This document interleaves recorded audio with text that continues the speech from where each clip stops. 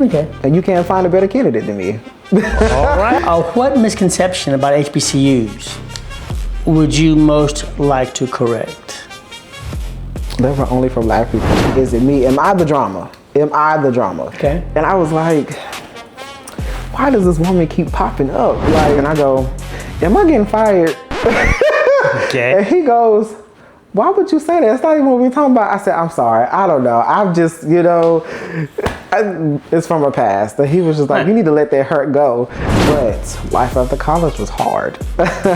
And I say hard because I don't think people really talk about the depression stage that a recent graduate has once they graduate from the institution.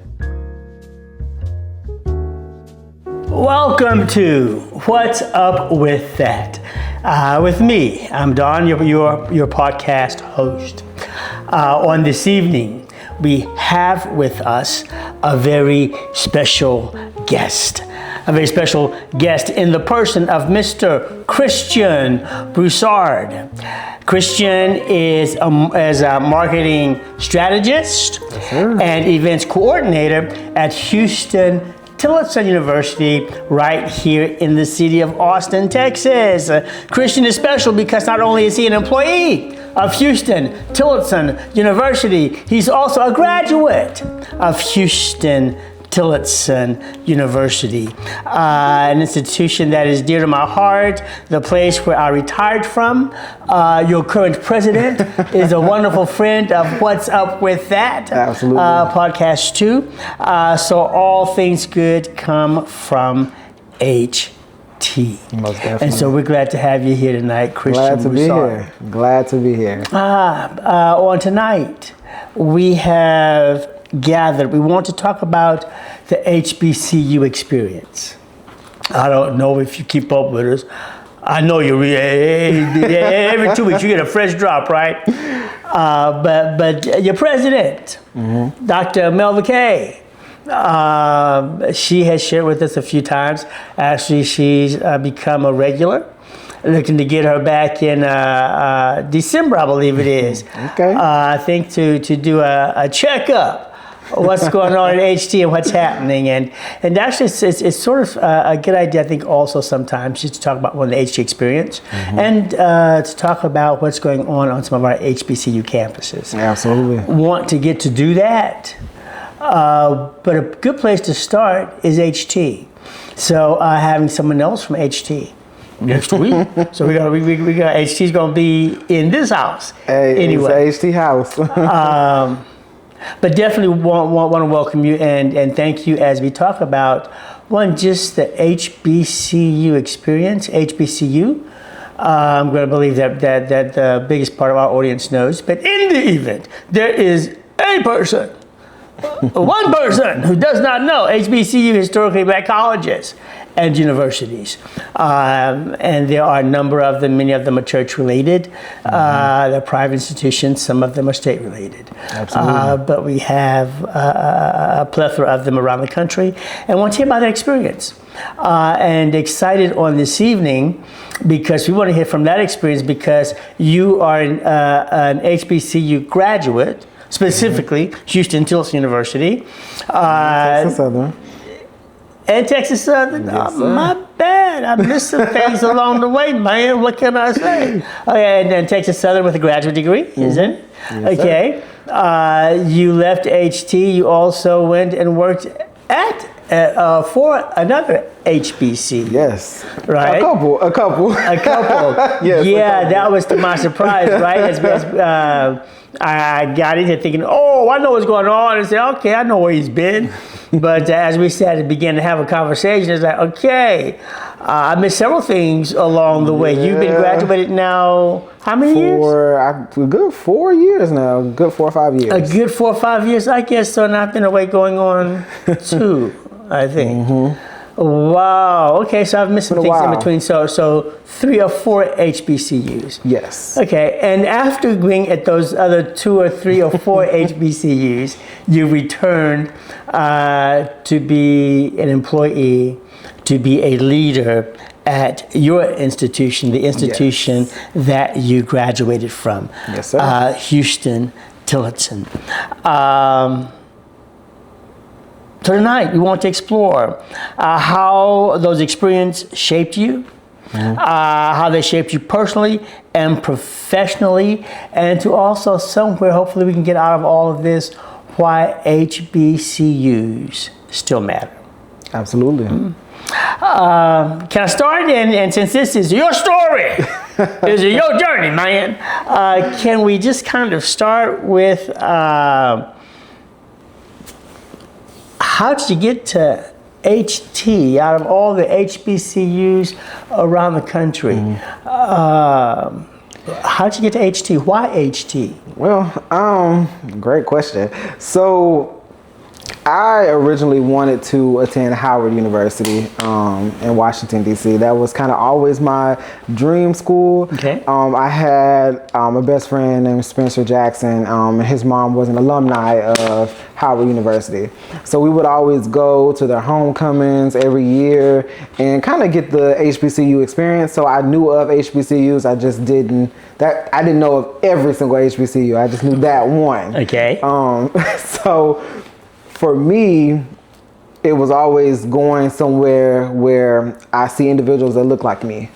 And I knew I wanted to get away from home, but I didn't want to go too far. Now you said Howard. Yes. Are you from DC? Okay. Okay. So I knew that I wanted to go somewhere, but I didn't know that I knew that I didn't want to go nowhere far. So I was looking up HBCUs in Texas, and a lot of my friends were going to Prairie View, A&M University, and I felt like, it was just going to be like high school again, and I was just like, so I'm not really feeling that. So that was not wanting to go where everybody else was going. Right, because it was kind of like high school again, and I was like, I don't want to do that. That's not the move. So I was just looking up HBCUs, and around that time I was also doing track. Okay. So I was throwing discus in high school. So I ran across Coach Dennis, and he was like, okay, I'll give you a scholarship. You can come to HT. And I knew nothing about HT. So you ran across Coach Dennis. Yes. Was that Coach Dennis? There was an HBCU. I know some schools have HBCUs come to campus, or they just have a college day. Was it part of a college day or something? No, actually, no. It was a part of scouting. So I would upload my videos to a scouting platform. And he looked at my video one day and was just like, hey, I want you to come to HT to throw for me. And I was like, I don't know what HT is. Shot put? No, discus. So it was like a little round disc. Okay. And you had to throw it. That was one of my favorite sports to do it. Okay. But I didn't know what HT was. I didn't even know there was an HBCU in Austin. The only thing that I knew was UT, and that was it. That was the main. So that was it. Okay. The main overarching organization there. So I remember going to HT one day just to take a tour with Coach Dennis, and kind of walk around the campus, and it was small. Like it was small. It was comfortable for me because I didn't want to go somewhere where I had to walk far and I had to go here and go there. I just wanted to be in one central area where I could get to A and B and not have to stress. Real easy. Real easy. The size of the campus certainly. Certainly real easy. And then that's where I kind of just had that feeling. I was like, okay, like this is where I'm going to go. So your first impression then was a good one? Made you feel good being on campus? Yeah, it was definitely a great first impression. I got a chance to take a tour. I met Miss Haney. And all around, like, it was just great people. Like, I felt like I was in good company. So I was like, okay, this is the move. Like, I want to come here. So I ended up coming to register and, moved in. It was just, from there, it just was just there. Like, I was just on campus. Okay.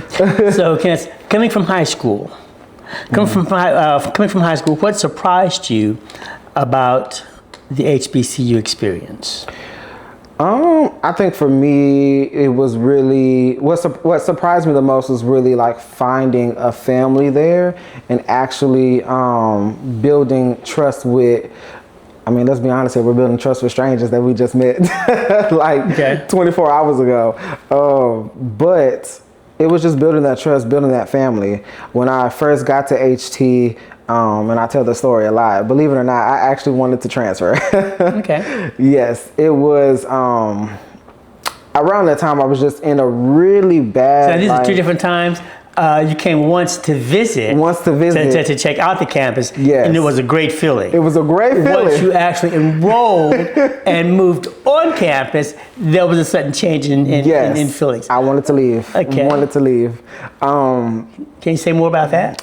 Oh yeah, I can. It was around that time I was going through a really hard time. Like I was really depressed, and I was having some family issues at home. So I just wasn't in the right headspace, and I just really didn't want to be there.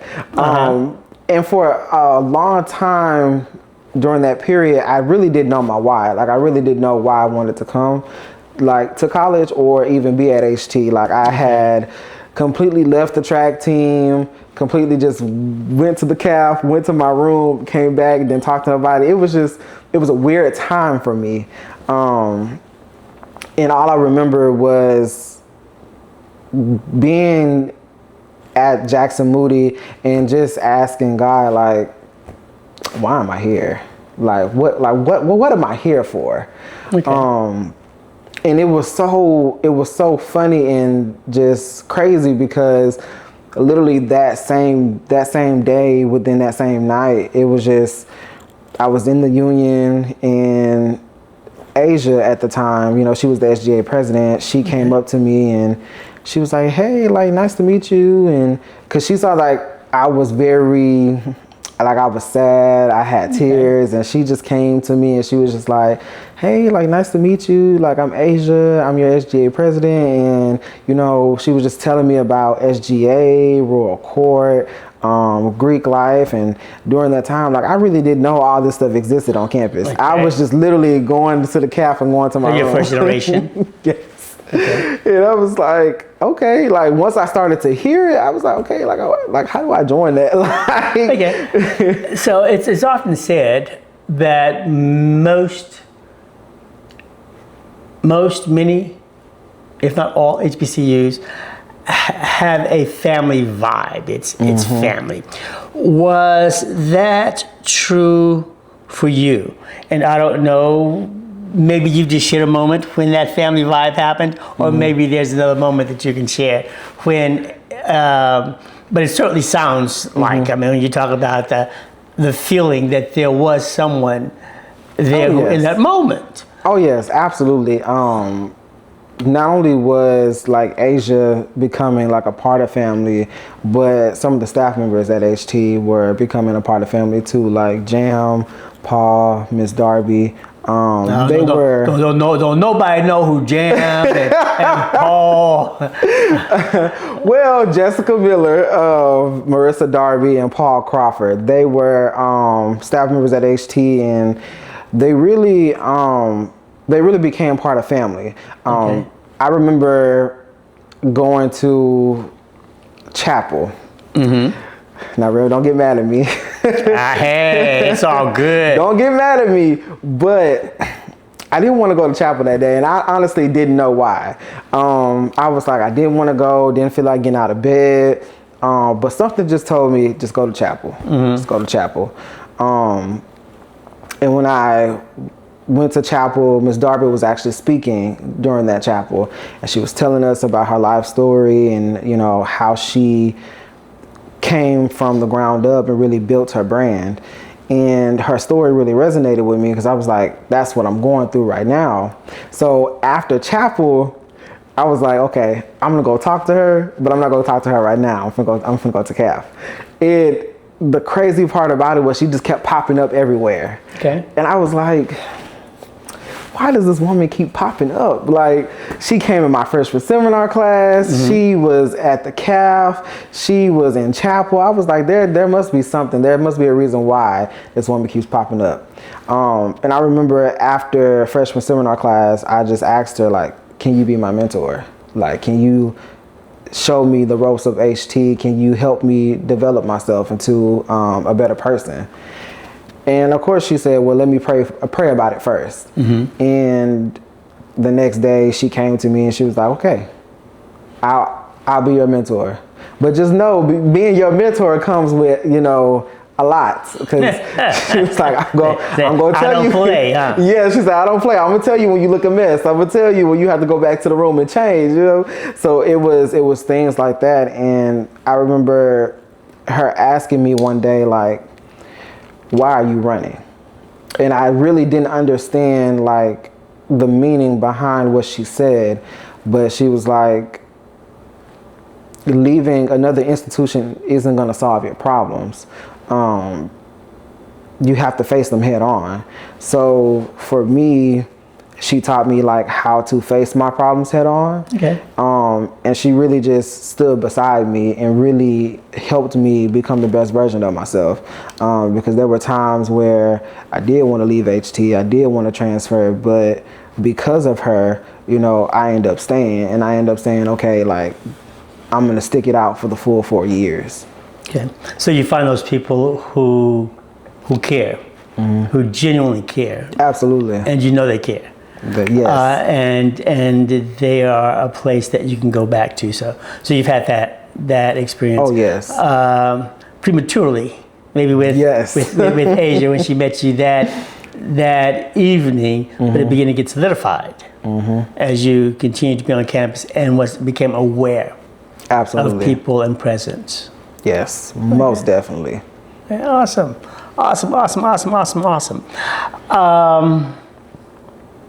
You mentioned a couple. Well, let's back up. You're on campus. You are a student. You mm-hmm. mentioned a couple of folk. You mentioned 3 folk. I have a question. Who were the professors, mentors, or staff members who made a lasting impact on your life? You mentioned Paul Crawford. You mentioned Jessica Miller, and Miss Darby. Miss Darby.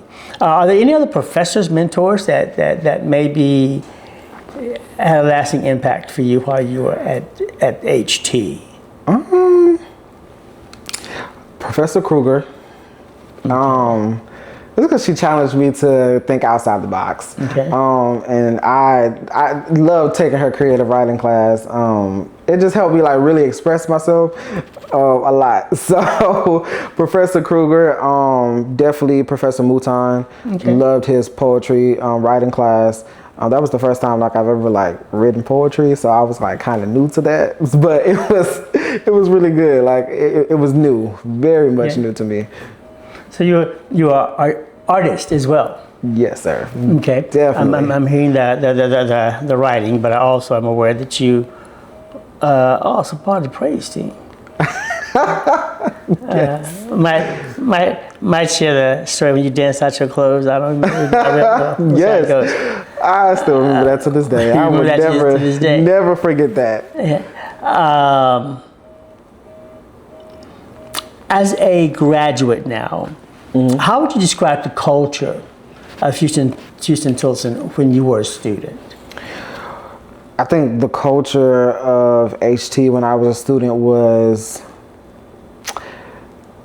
Oh, that's a hard question. I think the culture was...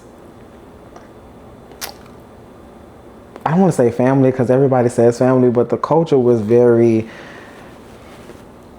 It was very calming, very uplifting, because you had a lot of students who came to HT that found their way, and we met a lot of people. Came to HT, mm-hmm.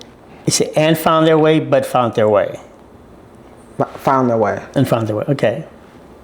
Like, it was just very much a space to call home. In a place where you could come and get away from the troubles from back home. Okay. So many students coming to HT also had challenges back home as well. Mm-hmm. Okay. Okay. Awesome. What made the education at a small HBCU unique? And HT is a small university. What made that education? I think what makes it unique is that we're a small HBCU. We're in the heart of Austin, Texas, and we are close to UT.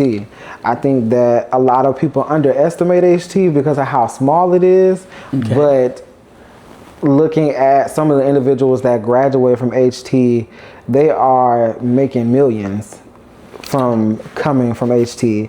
They are not trying to, down any other university, but our students are unique. Like, they come with different type of skills that you can't find at another institution such as UT. Okay. Some folks say that to go to a smaller university, some would say to go to a smaller historically black university, that means fewer opportunities. What opportunities did HT provide that helped prepare you for life after graduation? I don't think that it's fewer opportunities. I think you just have to choose and take advantage of what's given to you. Okay. I think HT gives students a lot of opportunity. I think it's just up to them to take advantage of it. For me, I always say that campus life kind of changed the trajectory of where I was going. Because from there, like, I got involved in campus life being the freshman class secretary. Then I moved up to being CAB president, then Cross Sigma, then I became Mr. HT. So it was like HT provided me those opportunities, and I got to do every single leadership role that you could on campus, besides being SGA president. Okay. So how that helped me after college was it really taught me that I could really do anything. Like, I could really take on the task, the challenge, and get it done on a level of excellence. Mm-hmm. Okay. Absolutely. And that's what I pride myself on. Like, if I'm going to any interview, I tell anybody that whenever I join something or whenever I am a part of something, it increases in value. And it's not just to toot my own horn, but it's to say that I know what I know my skills, and I know what I'm confident in, and I know what HT gave me, and I know I'm going to give that to this organization full out. Okay. And you can't find a better candidate than me. All right. And I am a product of HT. Yes. Okay. That's awesome. There's also opportunities along with the internship possibilities, the opportunities that come in that arena. International travel, study abroad, right? I think through business area, I think through religious life. So there are a myriad, lots of opportunities that are available at a small college, and certainly at a small HBCU. That the opportunities are there, and that you do get the exposure.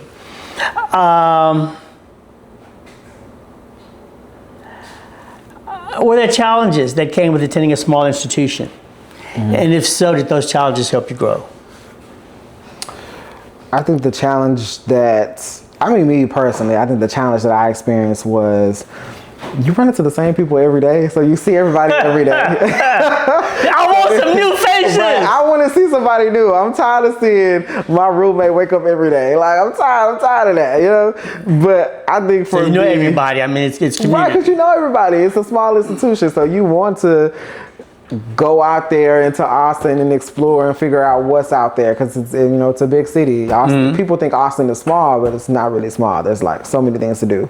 But I think that was for me was the challenge, because even though I would take these opportunities and go to these different places, I really had to learn how to come out of my shell and speak to these people, because I would be the person on the side, just, how you doing? Give me a quick little snack and then, just go home. But I think HT really taught me like to get out of that. Like it really taught me to go connect with people, go talk to people. What it means to be in community? Because closed mouths don't get fed, and you never know who could give you another job opportunity, could put you in a position to succeed. So for me, I think that was my biggest challenge, was just saying, go talk to somebody, meet somebody new. Yes, like you said, like you used to say, hug somebody before you go. Part of networking. Yeah. Yes. If you had to describe your HBCU experience in 3 words, what would they be, and why? That's a tough one. If you had to describe your HBCU experience in 3 words. 3 words. Okay, the what first would they word. be and why? The first word is going to be roller coaster. Roller coaster. Yes, roller coaster. Okay. The reason why I say roller coaster is because I started off wanting to transfer. I got to the point where I wanted to stay and then hit a roadblock, then had to do a loop in 360 and made it to graduation. So I would say definitely a roller coaster. The next word would be change. Lots of change. And I would say lots of change happened between my freshman year, me coming into my senior year, graduating. Like it was just a completely different person. Because I used to be the shy kid that didn't want to talk to nobody, that was just in the background, and I became a public figure and actually speaking to people, getting out my comfort zone, and actually wanted to just interact with people just to interact with people. Okay. And then the last word would be, I want to say growth, but I feel like that's the same thing as, it's not the same thing as change, but I would say growth would be the last one, because it took time for me to realize where I was heading in life.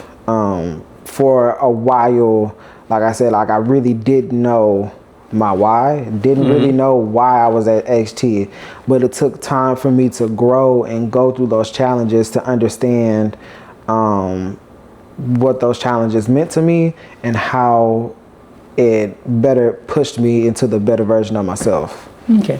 You mentioned that the last one, growth. The first one was roller coaster. Roller coaster, up and down and making decisions. The second was change. And so much change that you have to deal with in life. That's one of the exciting parts for me.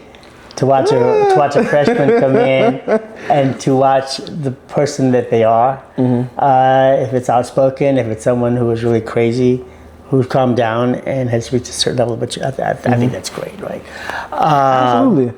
And you said growth for the last one. It sounds like that was more of a sense of direction, finding a sense of direction that it sort of gave you. Yes, because through the years gave you that. I come in looking for the place. By the time I leave, at least I've come close to finding. At least I think I'm closer to finding a place, right? Absolutely. You have a better sense of direction. Absolutely, because I feel like that's really what happened at HT. Like, I thought I was coming to HT and I was going to be a lawyer, but as the years progressed and as I took on all these leadership roles, I realized I really didn't want to be a lawyer. I realized I really wanted to help college students. Like, that's what I really wanted to do. And, it was the last semester, so I wasn't finna change my major right then and there. Definitely wasn't going to do that. But I came to the realization that that's the career path that I want to take. I want to work in higher ed because I want to change somebody's life how my life was changed from the institution to the people that were there to the staff members that worked there. That's what made me realize, like, I've grown to love higher ed. I've grown to love this different version of me, and I've grown to love the story that I've been able to tell. Okay, awesome. So now you've graduated. So then you've graduated, and now there's life after HT. How prepared did you feel entering the workforce after graduating from HT? I felt prepared because of the leadership experiences that I took on, but life after college was hard. And I say hard because I don't think people really talk about the depression stage that a recent graduate has once they graduate from their institution.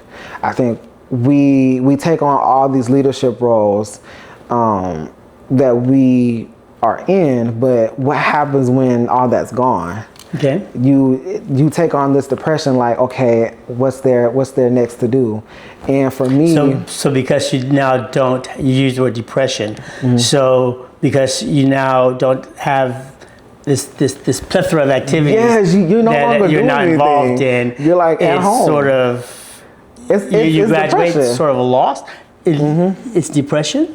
Yeah, it's a depression state because it's like, okay, I've done all these things. Now I'm here. Where do I go from here? Okay. And especially when you don't have really much a job after graduation, because I didn't start off with a job after graduation. Okay. I kind of had to look for it. So it was like, where do I go from here? I have this degree, but what's next?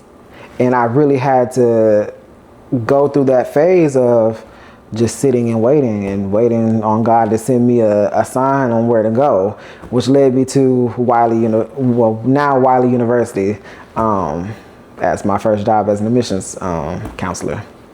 Okay. Then I'm gonna have to do some correcting here. I have to do some correcting here. So what I'm hearing, you were prepared, and you were adequately prepared. You just had not really came to that place of really deciding by the time that you walked across the stage what life was really going to be for you. Right. So there was still some decision making. So you still had to do some processing. Because I knew I had the skills. After graduating. Absolutely. I knew I had the skills. HT gave me the skills. I knew I had the skills to do what I wanted to do, but it was like, where do I go? Okay. And you also said that not only academics, but the many experiences that you had, the many leadership experiences that you had. Absolutely. So you're saying that as you find yourself on campus, part of the learning happens outside of the classroom? Yes. Part of learning happens outside the classroom. Part of learning who you are happens outside the classroom. Okay.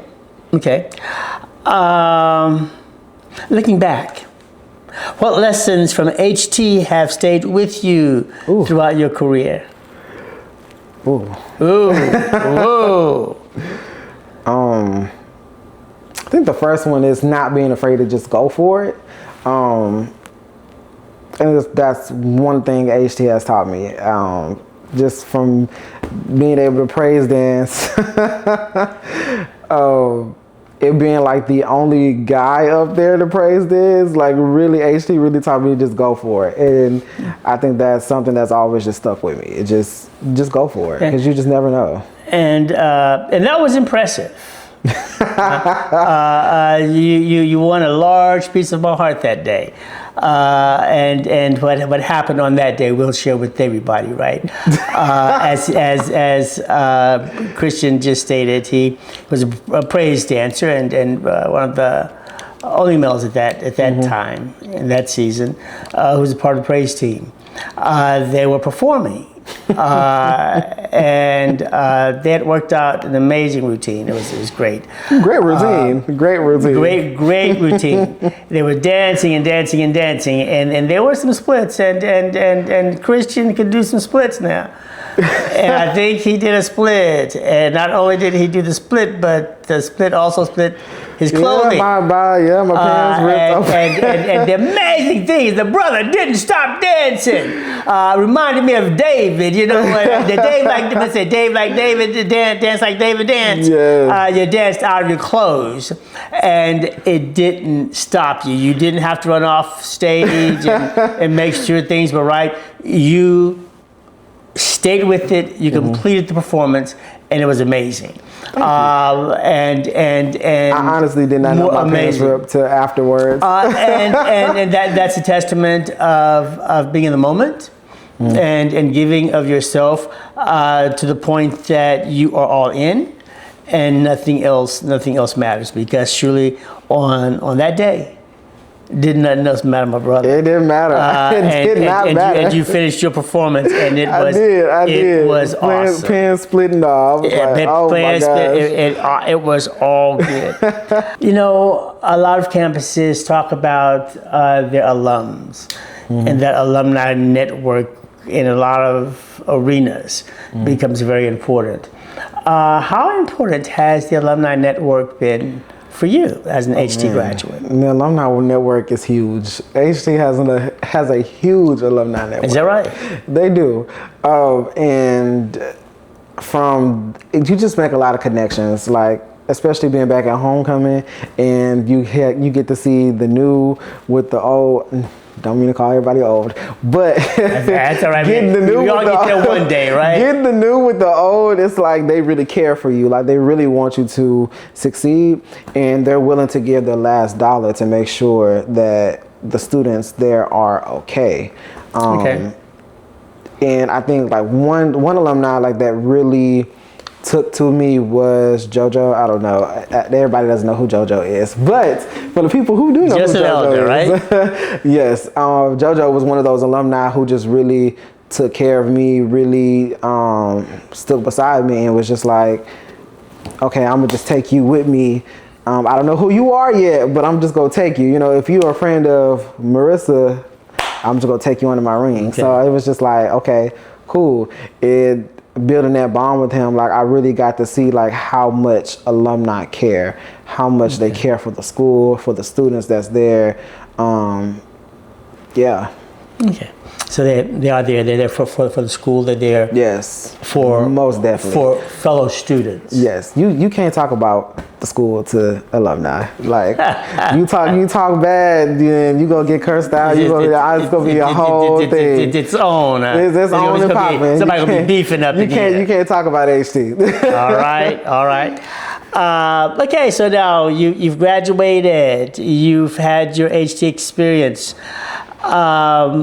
You start working. I was wrong.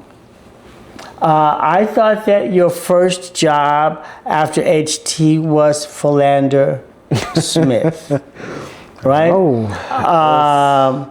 But you said that there was one prior to that. I'm going to ask, share what you would like to share, but it does seem like after graduating, and what's been fascinating about your story, one being a product of an HBCU, HT, going to work for an HBCU, right? And you can sort of talk about three. So just share with us a little bit, because you were at Wiley, Philander Smith. Wiley, Jarvis, Philander Smith, Morris Brown College, and then back at HT. Okay, tell us about that experience, and I'm going to see if we can wrap some things. What attracted you to each institution? You've graduated 4 years, 5 years. Around that time frame. Around that time frame, 4 different institutions. Share with us a little bit.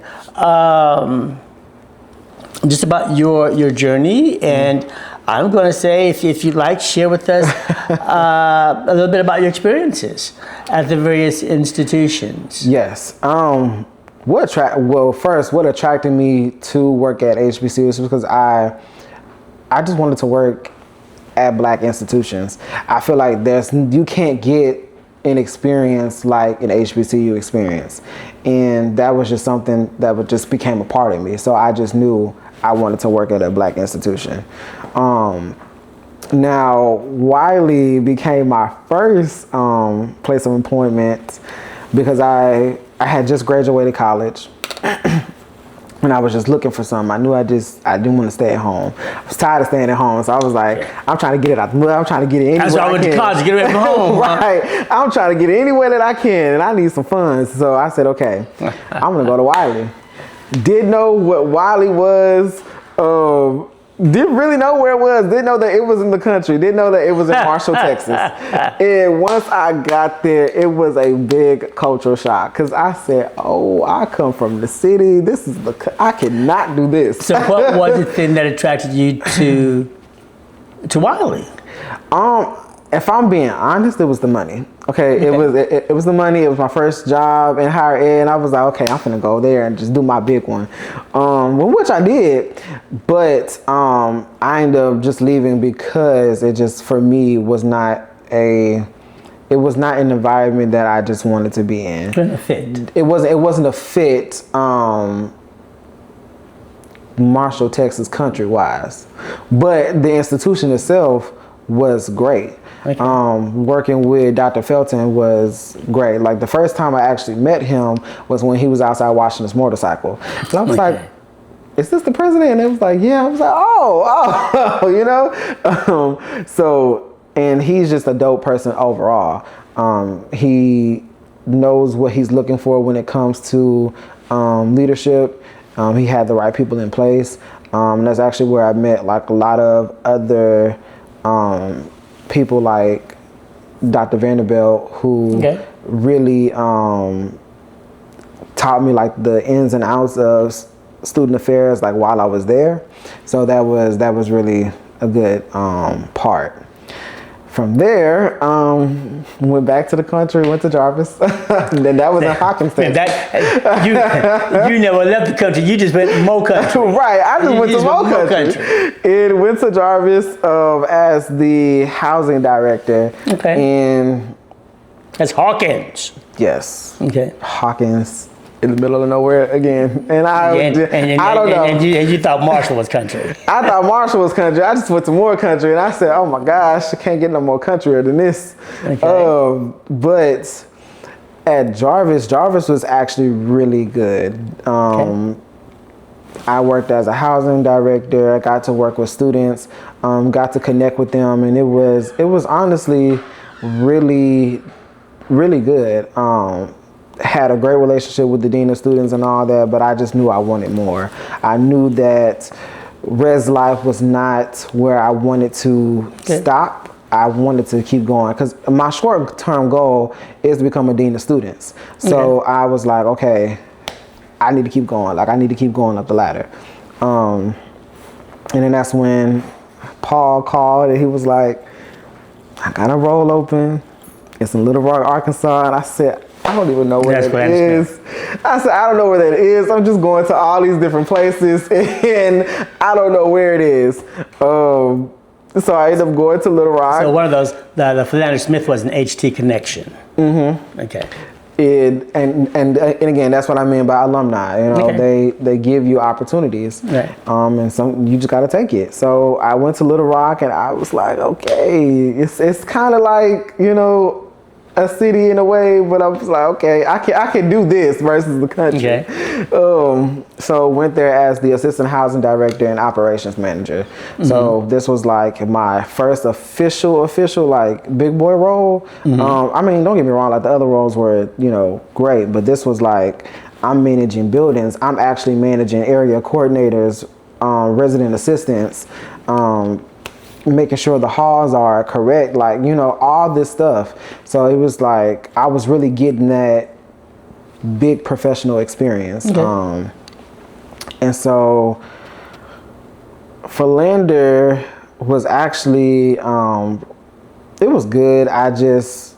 Some things just happened and it was like, okay, it's time for me to go. However,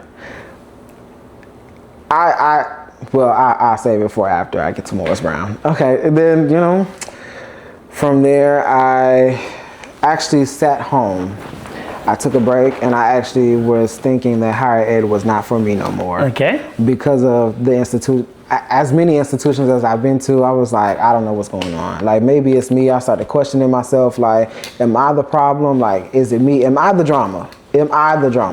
So I was always thinking of different avenues because, I'm a graphic designer as well. So I do marketing, and that was another piece of, my talent. But I said, I don't want to give up on higher ed. Let me try one more time. Okay. And landed in Georgia. Now, Georgia is a place that I've always wanted to go. Atlanta, Georgia is always a place I wanted to move to. I said in college, when I graduated, that's where I was going to go. Just didn't know it was going to take me a couple of years to get there. So where'd you go? Okay, Morris Brown. Morris Brown. And I got there as a student success coach. And then in a couple of months, I got promoted to the CTLI coordinator, the Center for Teaching, Learning, and Innovation. Okay. So Morris Brown was interesting. And it was interesting because you're working out of one building because of things that happened in the past. Yes. And they were reopening. They'd had some financial issues. They were reopening. They were in the process of reestablishing themselves and becoming reaccredited and trying to just reestablish themselves as an institution. Correct. And so it was different for me. Like, I got the city that I'm in and that I want to be in, but I am working out of one building. I am like in a corner office, and it's kind of like, yeah. And so it was iffy, but I still love the experience. Like, I was like, I'm still getting the chance to work with students. I'm still getting and at this time I was on the academic side. Okay. I was in academic affairs and not student affairs. And so I was learning a lot about the academic affairs side that I really didn't know about. Okay. And I really didn't know how much work academic affairs take on versus student affairs. Like, student affairs is a job in itself, but academic affairs, oh man. So it allowed you an opportunity to learn more about the operations of an institution. Whole different ball game. Okay. And I really got to understand the student and really understand why they make the grades they make, and how that influenced them. With all of that experience, and being at 4 different institutions, did it give you a deeper appreciation for the mission of our HBCUs? It did, because I got to see the different type of student at each institution. Like, each institution brought a different student. Morris Brown brought the students who came to an institution that really didn't have a lot of resources, and so they had to really figure out things for themselves, and it made me just appreciate like their life story and the things that they go through. Where you had students at Philander who you have a residence life dorm, you have all this stuff, but they may be still going or battling things at home. Students. Okay. And then you have Jarvis, where they're in the middle of nowhere, so you don't really have much. So you have to get out your room to connect with people. You have to kind of make your college experience what it is. And it's the same thing with Wiley. You're in the middle of nowhere, but you have to make the college experience the experience you want it. Okay. What I'm hearing is that each institution, although an HBCU, is inherently and distinctively different. Yes. The student body is different. Yes. Would that also mean that the culture of the campus is different? Different. Totally different. Okay. Now, does different mean better, or does different just mean different? I think different just mean different, because at each institution that I've worked at, I see similarities. I think they all go through similar issues. People complain about the dorms. People complain that there's nothing to do on campus. That's something that I've seen across all institutions. But like food, like. But again, that's where you have to make your experience as a student. And you have to really get out your room and make those connections. Okay. So, regardless of the campus that you go to, because an HBC, while each campus is different culturally, etc., what's unique about the overall HBCU experience that streams through? I think the uniqueness is that you're not going to find people that look like you at a PWI. Well, you can, but sometimes it's not common. There's nothing like an HBCU homecoming where you have alumni from all over gather, and it's like a whole big family reunion. It's like a whole big cookout. You're not going to find that at nowhere else but in HBCU. You're not going to find alumni that just come back who really pour into you and care. Those are some of the things that you can only find at HBCU, and I stand by that one. I stand by that one. I stand on that one. All 2 toes down. Okay, so you've been employed at least 3 other HBCUs: Wiley, Philander, Jarvis, Smith, Philander, Morris Brown. Morris Brown. Okay, yeah. And so you're back at Houston Tillotson. You're back at Houston Tillotson, Yes. and you are working at HT. Were there any kind of emotions that came with returning back to HT after graduating? Oh, there was a lot. There was a lot of emotions because I didn't expect to come back to Austin so soon. My main thing was I kind of didn't want to come back because I felt like that was just more out there for me to experience. But it was definitely a lot of emotions because this would now be my 6th institution that I worked at. But it's emotional because nobody truly understands the reasoning behind why I've left those other institutions. But nobody ever cares to ask. Nobody ever cares to ask me, hey, what happened? Why did you leave here and why did you leave there? And when somebody asks that, it's, for me, never the work. I always get the work done. Work is going to always come first. But it's just, for me, it's always the leadership structure that causes me to leave. Because I feel like that's kind of what I've always been looking for in a job, was leadership, good leadership, the leadership that pours into you, the leadership that motivates you, that lets you know whether you're doing good or doing bad, and a leadership that just wants to see you win. And I think at HT, coming back to HT, that's what I've been able to gain. That's what I've been able to have right now. I have a leader like Dr. Wallace who wants to see me win, who wants to see me grow and continue going up the ladder. And she's not afraid to give me tasks that she thinks that I can handle. She's not afraid to trust me to do what I have to do. So she's there to not only let you grow, but to help you grow. Absolutely. And that's what I've been looking for in the rest of those institutions. Has your perspective changed in any way now that you are helping to shape the institution?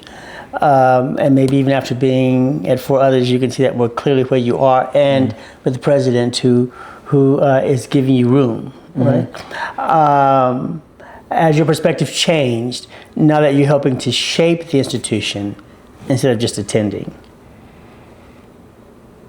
My perspective has definitely changed. Man, were we that bad? Were we that horrible? No, I don't want to say horrible, but being on this side of things, it's so different. It was so different. Because I just sit back and I think, dang, were we that bad? Like, were we like this? And it makes me appreciate the staff members and the faculty members that was helping us matriculate through HT. Because looking at the kids now, I just be like, oh my gosh, were we like that? Like, was I like? I hope I wasn't like that. Wow. But it just makes me have a greater appreciation for the faculty and staff that works at HBCUs. Because while the students may see one thing, they don't see what the faculty and staff go through on a daily basis. They don't know the challenges, the battles that they fight silently. So it just makes you appreciate the faculty and staff more. Okay. What is especially meaningful about giving back to the university that helped to shape your life? Oh man, it's just meeting the students and honestly just helping the students grow into the best versions of themselves. I think that's always been one of my goals in life, is just to help change somebody's life one day at a time. And so getting to know these students and helping them get through their challenges and see them take on leadership roles and help and see them grow, it's one of the amazing feelings in the world. One of my students, Amari, he said something. He was just like, I really appreciate your leadership. Because of your leadership, I was able to do X, Y, and Z and get out of my comfort zone. And that really spoke to me, because you never know who's watching. Right. And they watch, they see everything. And so being able to just help them with life. So that means there's a scripture, you are a witness whether you want to be or not. Yes. You know that somebody's watching you and somebody's watching somebody's what watching you do, you. how you do it. Somebody's watching you. And for him to be like, you just gave me the confidence to run for Mr. HT. And that there was just eye-opening and changing to me, because I was able to give him the confidence that he didn't see in himself. So that's always been, like, students make you realize, like, this is more than you. It's them. Okay. So you've gotten a lot from the various campuses. By virtue of being employed, you're giving back, right? And you've been at 4 institutions. Each one varied. You talked about the campus culture is different, the climate is different, the way students engage perhaps might be a bit different. But being at each of those 4 institutions, what did perhaps one teach you that the other could not? What did maybe pick 2 that they gave you, that you got, that the others could not give you, but that you could only get from that institution? Ooh, that's a good one. Oh, that's a great question. Okay, I'm gonna start with Philander. Philander taught me how to survive the struggle. And I feel like that's something that I can't get at another institution, because if you worked at Philander, you know the challenges that the institution was going through at that moment. And so it taught me how to survive. It was times where me and Paul didn't stop moving people in until 5 o'clock in the morning, and then had to wake back up and do it again at 9 o'clock a.m. It was times where, we had severe judicial cases, and it was like, okay, like, I can't dwell in my feelings on how I feel. I have to actually hit it head on. So Philander taught me how to survive. Okay, so survival from Philander.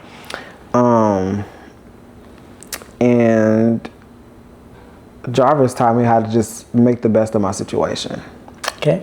Not saying anything horrible from Jarvis nor Philander, but Jarvis taught me how to make the best of my situation. Drink a lot of lemonade. Yes. Yes. Make a lot of lemonade, but Yes, it can taste good if you take the time. You just gotta roll with the punches. Okay. Like Jarvis, that's what really, you just gotta roll with the punches. Yeah. Okay. Definitely. So we'll stop at those two. Okay. And I would say, I mean, I'll add one more. And I would say HT, working at HT now is teaching me how to let go of the past and live in the moment. I think a lot of the times Who taught you that? HT. Okay. I like to... Forgiveness. Ooh, I don't like to dwell on the past, but I do dwell on the past. Okay. Because of my past experience, I have like a lot of things that I can't let go. And I remember I was texting Dylan. I was texting Dylan, who happens to be my boss, and you know, he was telling me something, and I go, "Am I getting fired?" Okay. And he goes, "Why would you say that? It's not even what we're talking about." I said, "I'm sorry. I don't know. I'm just, you know, it's from a past." And he was just like, "You need to let that hurt go. This is not all those other institutions. Like, you're in the now. Like, all that stuff that you've dealt with in the past, you need to let that go because it's going to hurt you in the future." And so now HT is really teaching me how to let go of what I've experienced in the past and look towards the future, and build on that.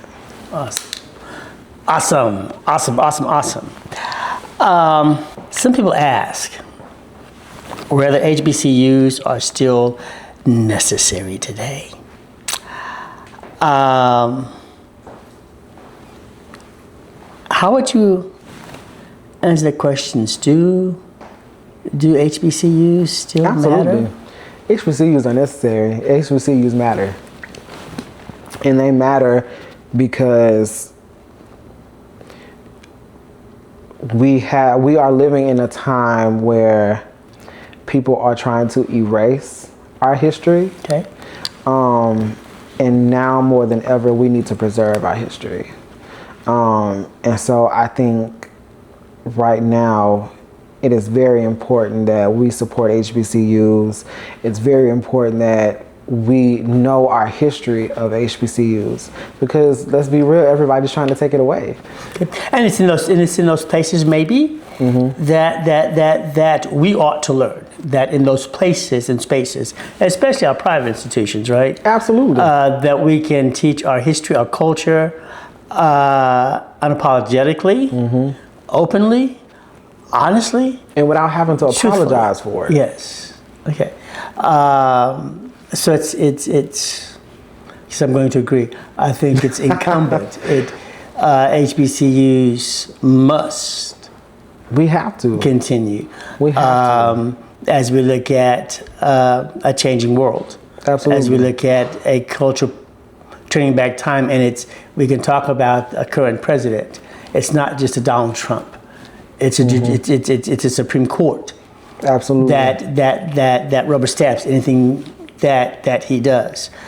So those feelings and those beliefs, those values, are not just with that one person. It's with a whole lot of folk around this country. So there's a whole lot of work to be done. Exactly. And we need our institutions in place that can teach our children so that we won't fall prey. Absolutely. And that's why it's really important for alumni, not just alumni, but people to give back to HBCUs as well. Because we all know HBCUs lack funding.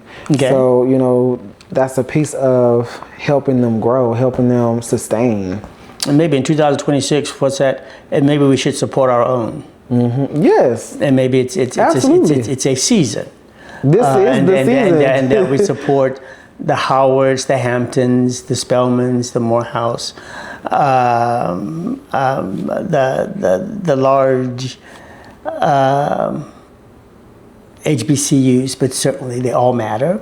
And they all are putting out quality students who are change makers in this world. Absolutely. Today. I think I just seen a study that said HBCUs were linked to greater mental health in Black people. And it's true.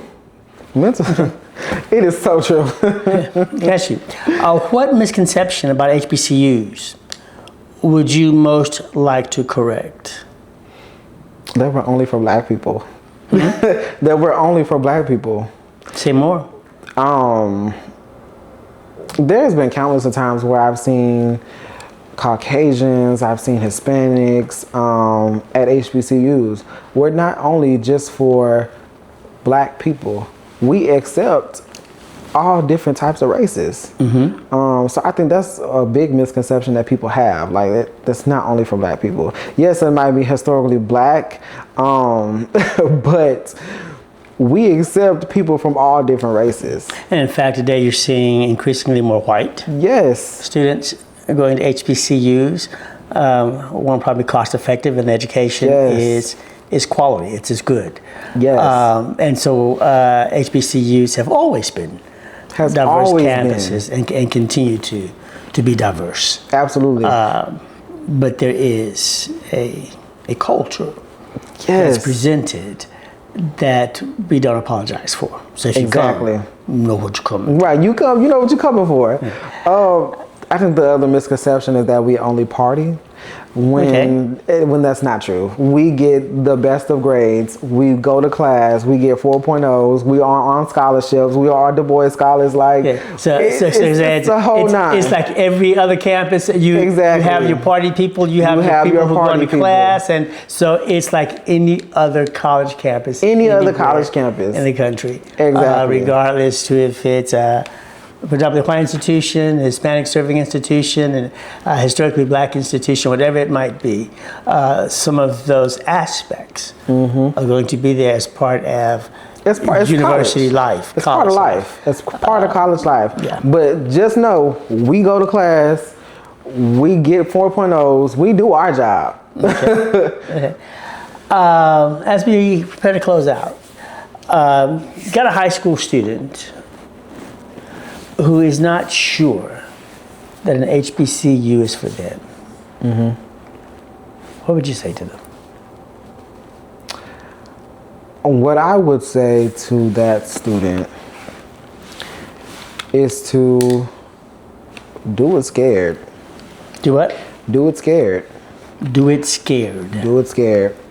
Because you never know what type of experience you can get out of just taking a chance.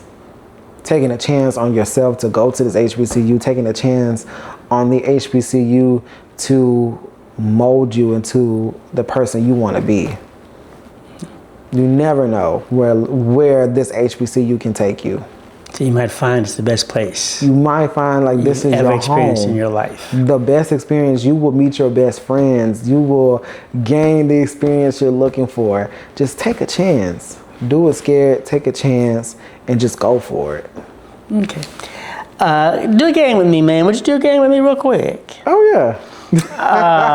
Yes. I want to do a game, and you are from an HBCU, so go into just ask some things. I want to do it rather quickly. It's lightning round, so don't want to give it a lot of thought. Just shoot it out there, right? Oh Lord. As we talk about some things, let's see what you come up with. Oh Lord. Okay. You ready for that? Okay. Favorite HT tradition. Oh, favorite HT tradition. Coronation. Favorite place on campus. Favorite place on campus, the student union. Favorite professor. Professor Kruger. A book every college student should read. Favorite book college student should read. Oh, that's a hard one. Okay, I'm gonna pass that one. Okay. Best advice you ever receive. Stop running.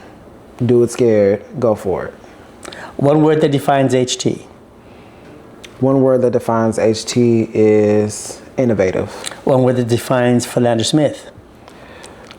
One that defines Philander Smith is, I want to say transformation.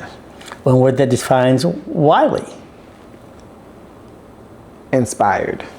One word that defines Jarvis. Prominence. Prominence. Okay. Coffee or tea? Coffee. Early bird or night owl? Oh, definitely night owl. Night owl. Night owl for sure. Okay. All right. So some things at HT you remember and some things about yourself you got together here. Ooh, some things about HT I remember. I remember being in the SGA office, Asia's SGA office, and playing the Michael Jackson Experience on the computer, just dancing. I remember pulling all-nighters because I didn't get my homework done in time. So I just had to stay up and do it. And homecoming, definitely homecoming. Okay. Last words. If you could speak to the freshman version of yourself arriving on HT's campus, what would you say? Okay, Rev hit me with the hard ones.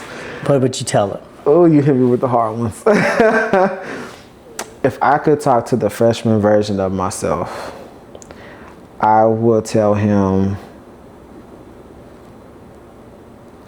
great job. I would tell him that you are going to do everything that you said you were going to do. And you are going to leave your mark at HT. Okay. Absolutely. Absolutely. Oh, yes. Mr. Christian Broussard. It's been a joy watching your journey. Thank you for allowing me to be a part of your journey. Absolutely. And thank you for joining us and sharing your incredible journey with us on this evening. I think as we listen to your story, it should remind us that HBCUs don't just educate students. They develop leaders, they cultivate purpose, and they create communities that last a lifetime. So my friend, I plan to be around a while. I'm expecting great things from you and praying that I'll be able to be a witness to you doing all of those things that you said you would do. So thank you for being with us, and thank you. What's up with that, viewers? The God Curious community, prayerfully.